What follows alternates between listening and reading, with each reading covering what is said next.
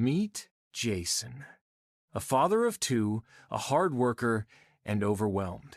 He filed for Chapter 13 bankruptcy last year. It gave him a path forward, but the anxiety didn't disappear. Each month, the payment was due.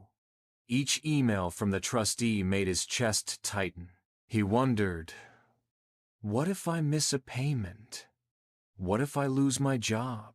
But Jason did something brave. He asked for help. He spoke with a counselor who helped him name what he was feeling. Financial trauma. With support, he built new habits. A simple budget, morning walks, deep breathing when the panic hit.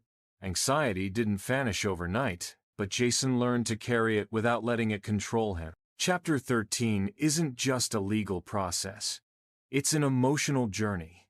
You're not alone.